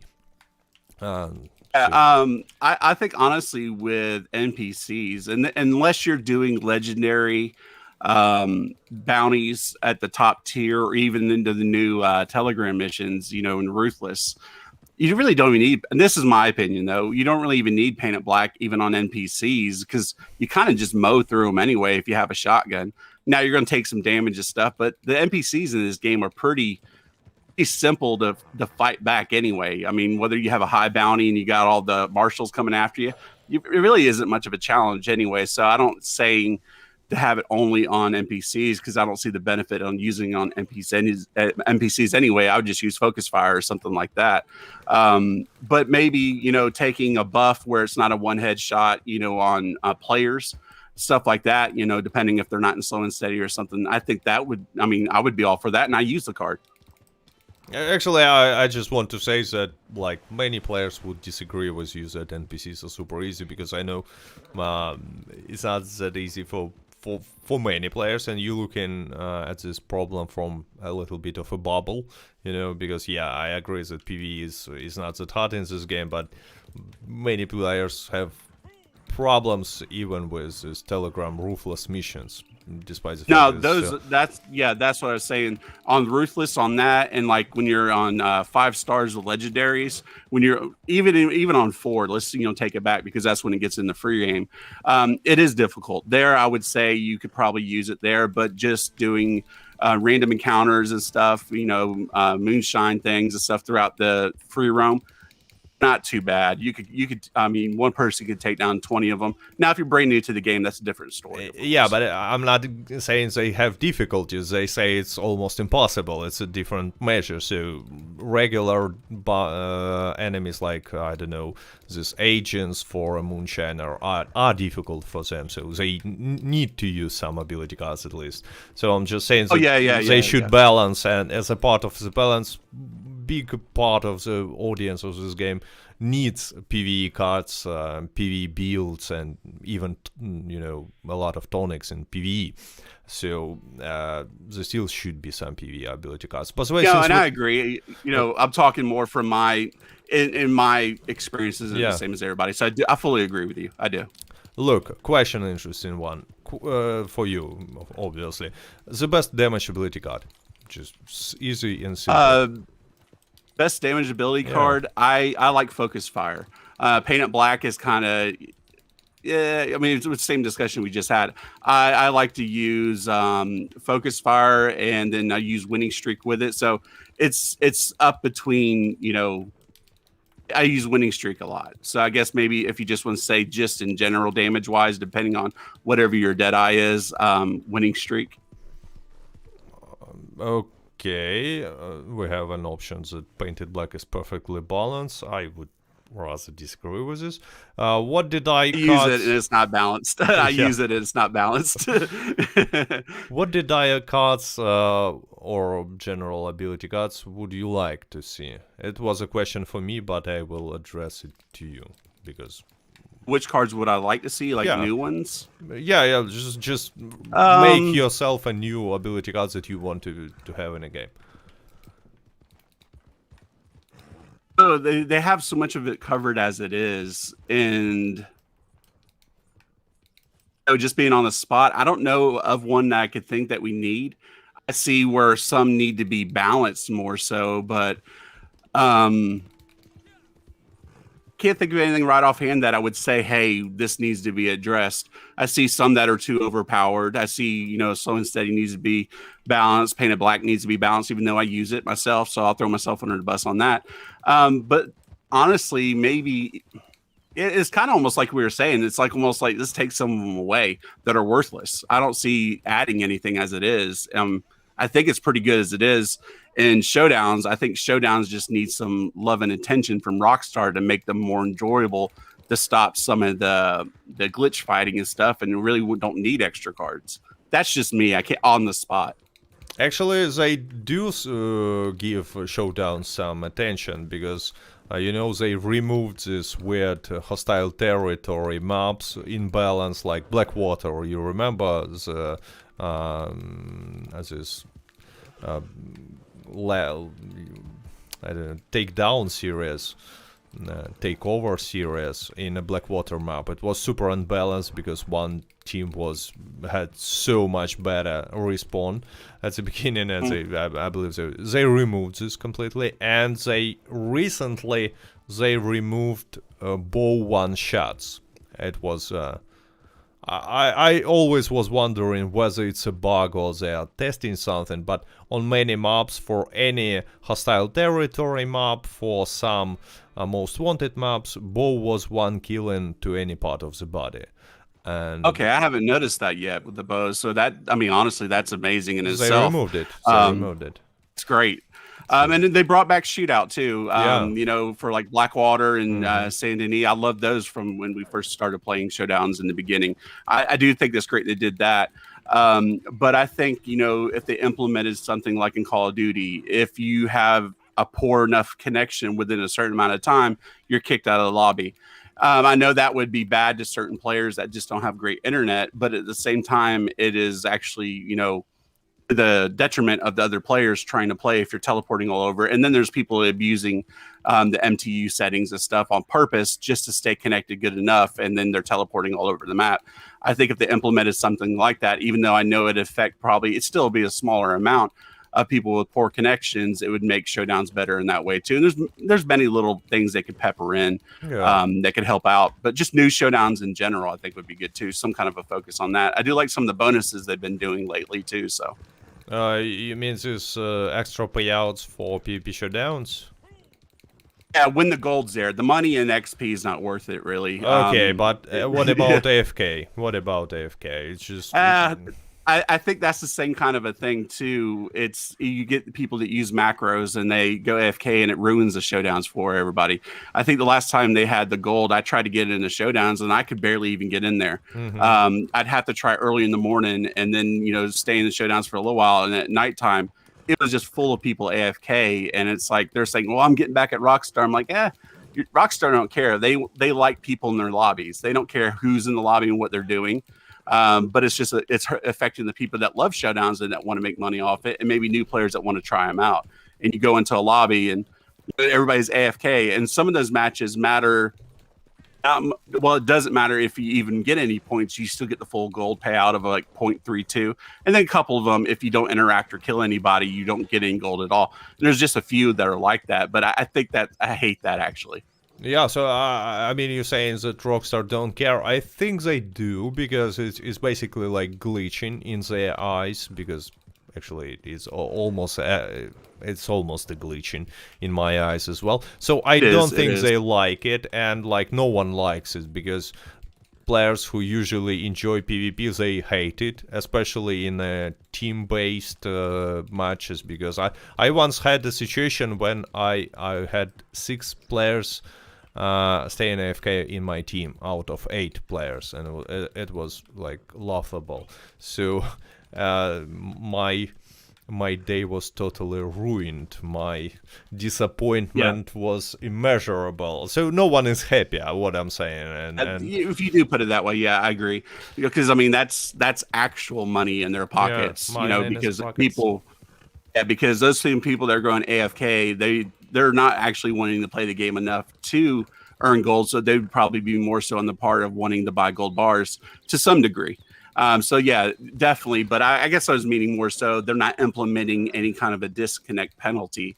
But when people use macros like that, it's hard. I don't know. Of course, that's above my pay scale on how they can differentiate. If someone repeatedly doing the same actions over and over again, that they get kicked from a lobby. So that's above my pay grade. I wouldn't know what to do. No kills, so you get kicked, and honestly, the no kill thing, I think honestly that would be a great one. If you don't at least kill one person, you shouldn't get no gold whatsoever. At least do some damage. Some type of damage. Yeah. That would be a great thing. I mean, some players play legitimately and they still don't kill anyone, and they don't deserve to be kicked.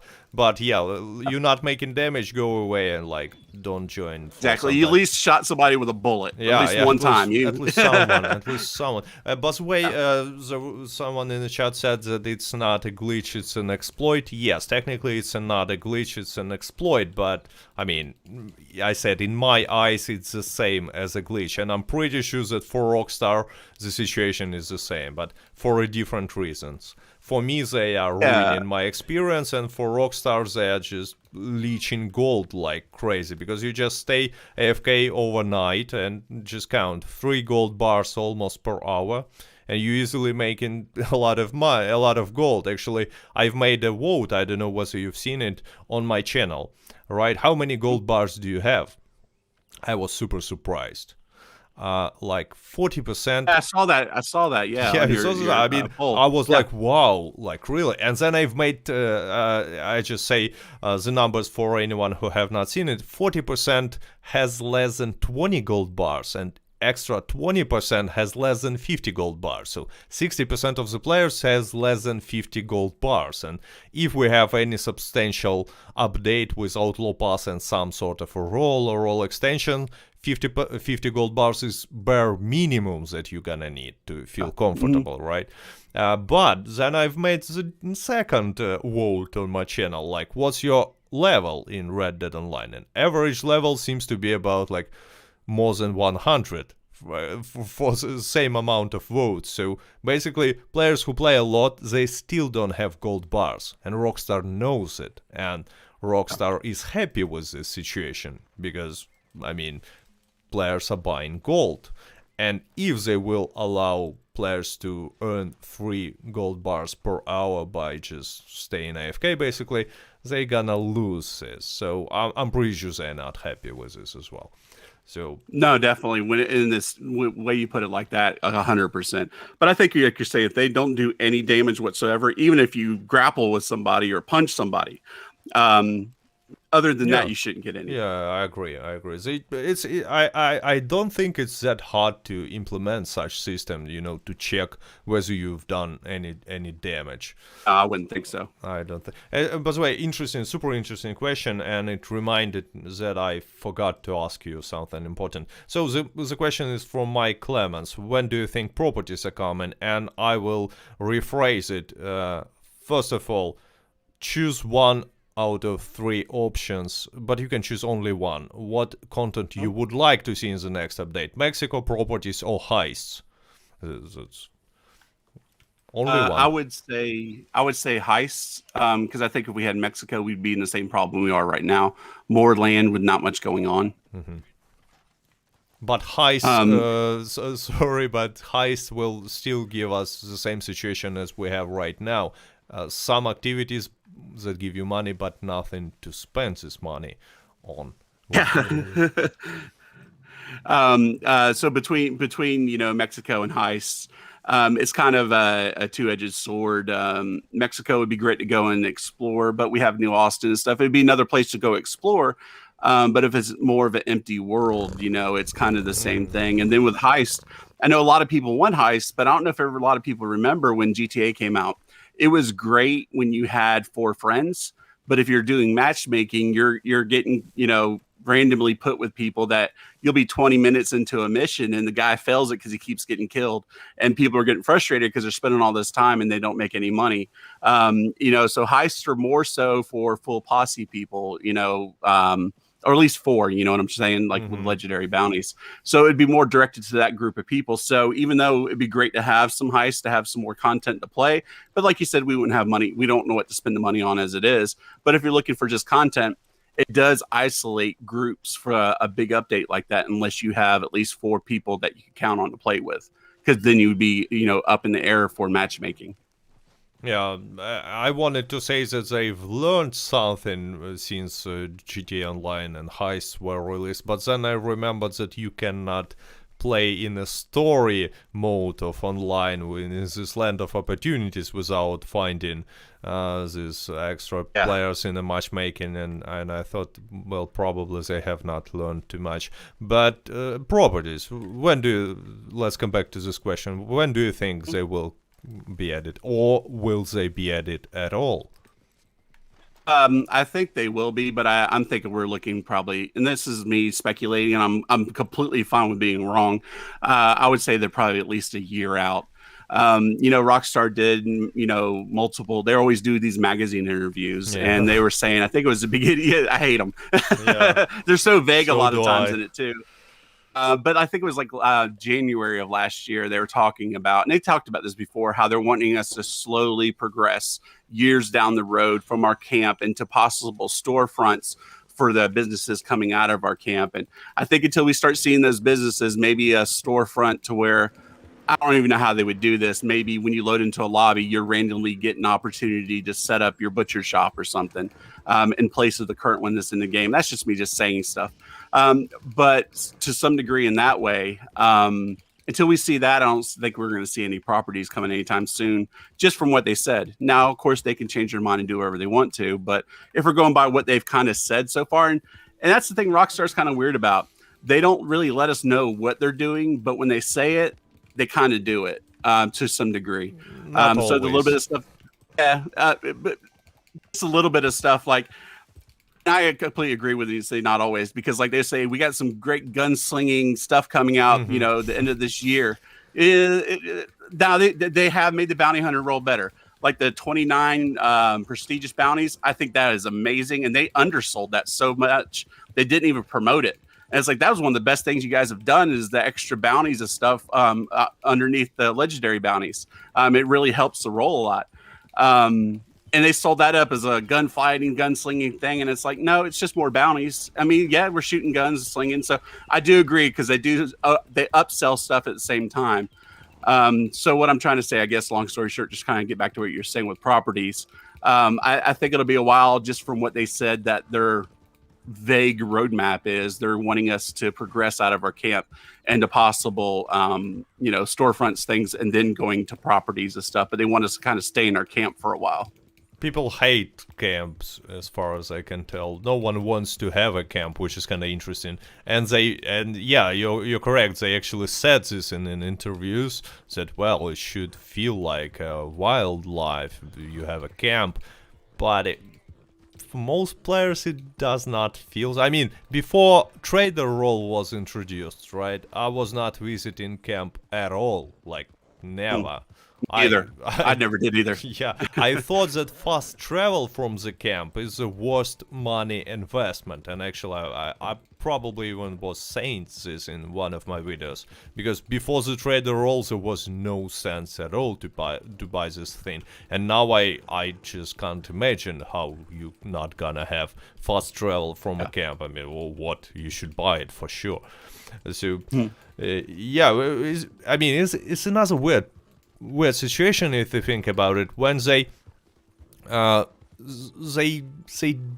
have the same mindset as the players about something, like for example the camp thing.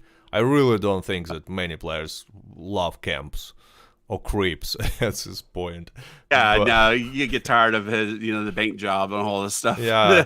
Hearing the same old stories. At least give the guy some new words to say, it stuff would like be that. cool. The same old things. Yeah, actually, Yeah. if they added some lines of a dialogue for creeps at least, because I mean, no one cares about what Marcel is talking about at all, but he's more annoying in my opinion. By the way, Oh, give the man nostrils. Give Marcel some nostrils. I mean, do that for us for him. pick the most annoying: Harriet, Yeah. Marcel, or creeps. I say Marcel. I know Harriet has her issues too, but I can't stand listening to the dude.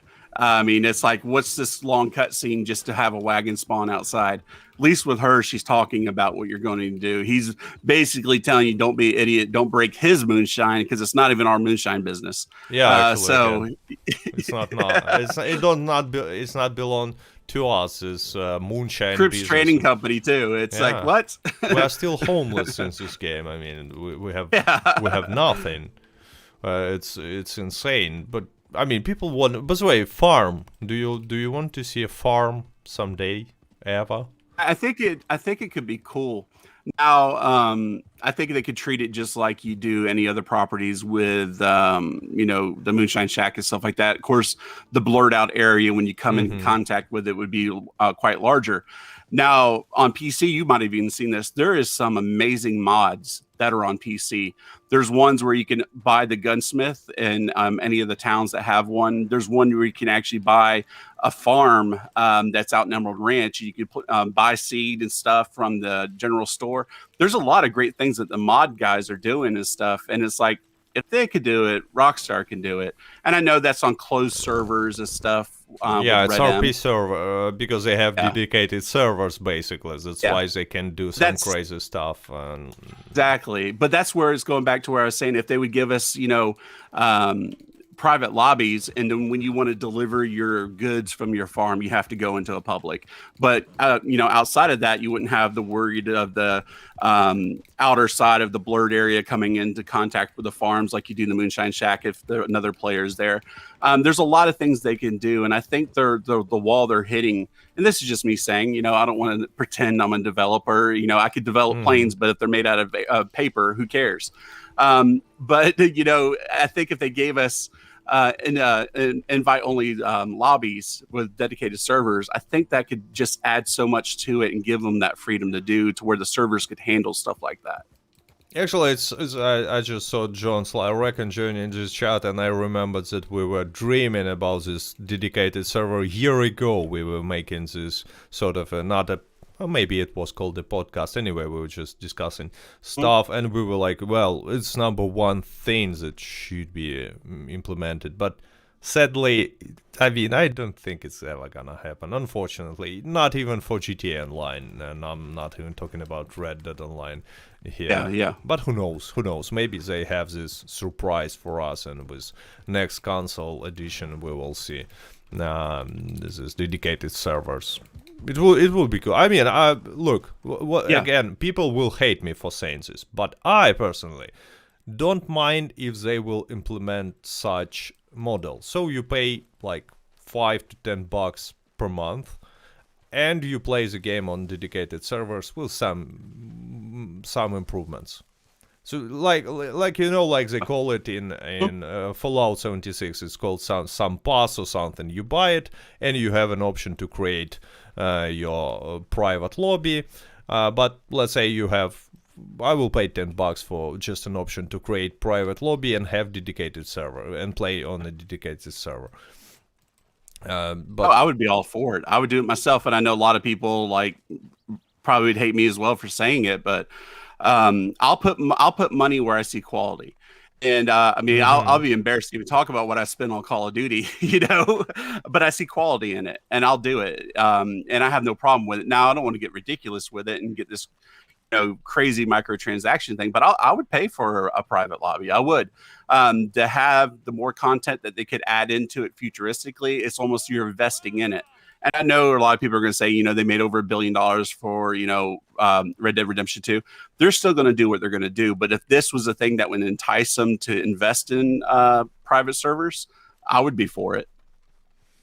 Yeah, actually, I saw in the chat many comments that it's not a cool thing, because maybe that's why they will not make it, because again, it's a question of perspective. For me, it's cool. For you, it's cool, but for vast majority of players, they will not gonna be happy about it. So it's a question. But John suggested to rent own server. It's not the same. Your own server is not the same, dude. It's still not the same thing as having dedicated servers from Rockstar. Yeah, because it's possible to make your own RP server and with your own things that you can even imagine. But yeah, I don't know. Like what John's saying, I know he's had a lot of the issues too, to where he can't play because people are targeting, and you were having issues too. And honestly, I don't think a lot of people, and I think John actually put a video out about this a while back about the peer-to-peer servers. If people really realize on the whole how the access people can have to you, I mean, your geolocation, I mean, they can really get close in on you, some of these weirdos.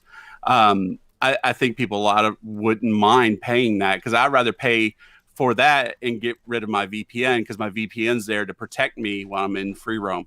And because I've jumped in before to help out friends, and I forget to kick it on, and I'll get booted out of the lobby. I mean, and they have to find my IP to do it. So, I mean, you're very substantial at getting your information out there through them. It's pretty crazy that they're still doing this far into it. Yeah, but I mean, unfortunately, I just don't see dedicated servers coming. I don't see them doing it either. It's a dream. It's a dream. It would be a lot of things, and this is me talking, that I think it would fix problems, but maybe they have their rhyme and reason, or they're just being cheap and they don't want to do it, or it's so substantial of a changeover because they're so far into it that it, financially would be crazy for them to do. I'm not sure. As a part of solution, private lobbies. What do you think? Is it possible? Will they ever? I don't know in which ways they can implement it, but it will definitely solve problems with cheaters, at least. So at the moment, cheaters on PC cannot grab you out of private lobbies. Yes, you can glitch it, but I mean, Why Rockstar will not implement these private lobbies? I don't know. They, of course, they should take some sort of a payment in gold or something, but what do you think? Private lobbies, will they ever happen? Private lobbies is kind of going like I was saying. I think it would be great. Um, if just the mere fact of that people that just don't want to deal with that crap. I think, like we said, Rockstar enjoys it. Rockstar likes that edginess to it, and I think that's their way of making it the Wild West. And this is my, just opinion, but I think that's the way they think it. That at every turn, you don't know if you're just going to get randomly shot. And if you think about the Old West, it wasn't like that though. People got shot, but it wasn't like every time you came into town, you just someone randomly is getting shot in the head. It was rough back then, but it wasn't like that. So if they're looking for realism, it's not fully like that. It definitely happened. But I think there's a reason they couldn't do it if they're doing it when they started off with GTA Online. There's a reason at this point, this far into Red Online, they can't do it. It's just whether or not they want to, and they think it's part of a mechanism that would be good in the game. I think it would be great that you could do private lobbies, invite-only lobbies, and then if you had to do certain missions, you would come out of them. I think if they did that and they removed the recent players, because the recent players is that, you've said it yourself, it's there just to grief. Yeah. There's no, if you're friends with someone, you don't need to go on recent players. You just join in on them. Exactly. It is only for griefing. That's all it is. Because every time I do showdowns, I'll be playing with my friends. It's like, hey, let's jump out. Let's go do a delivery. It's a known saying. As soon as you go to free roam, just run. Because you're going to have people just blue dots popping in on you, because it happens all the time if you're in game chat, unless you're in a party chat. And then sometimes, too, people just recognize my gamer tag and they'll just jump in on me after that. And it's just, you get the weirdos that'll just follow you for days. Yeah, I hope Rockstar someday will understand that, like, all this PvP is not something that most players are interested in. They are failing into getting people into PvP. They tried, they did their best, but most people just don't really care. And the ones who care, they don't need this recent option, because they will fight with someone who they know, or maybe with some other clans and stuff like this. So yeah, I just hope that someday they will rethink this approach. I really do. By the way, like these standoffs, what do you think? It's the last question, actually, guys. Don't worry, we're running out of time now. But this is the last questions that I wanted to ask. Like standoffs, duels. Would you like to see them, and whether you expect to see them ever? Because what's the best can be described as something that belongs to Wild West rather than duels, and we still don't have them. Yeah, Armadillo is like set up for it. That main street, one. that's where you need to be. Yeah. One of my friends, Whiskey Jack, we do a thing to where, well, he came up with it, but you could go into in the same posse or whatever, and you could put the reticle near the eye, and you could do a fast, thing. That's our own way of doing it. But I think you definitely need to. It was in Red Dead Redemption 1 online, and it was good. It wasn't amazing, but it was there, and that's kind of the staple. The Clint Eastwood. That's where a lot of this is coming from, and it's like that's something that should be there, And I know a lot of people want an outlaw role or something like that too.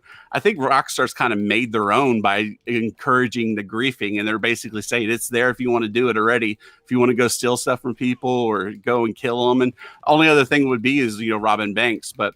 Definitely, I think they should have some kind of a dueling there. It should be part of showdowns or free roam.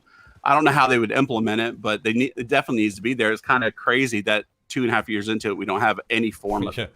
You said about robberies, and yeah, it's another things that players would like to see. But what do you think about? You just said it's a part of an outlaw life, right? But maybe it's something they keeping for now, and maybe it will be part of an new role or something like outlaw role, let's imagine, and they want to add this with a role, with something that they can sell.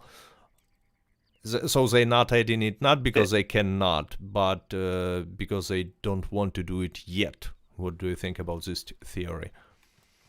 I think you're right on. I think if Red Dead Online can survive um, the player base through this year until January. And again, I think it'll go to next gen consoles. Be the selling point, like you were saying, you need a selling point to sell the same game. They're selling, GTA Yeah. Online 5 times over. So they're going to have that selling point. I think it definitely could be in something in there, and we're going to get expansions until then.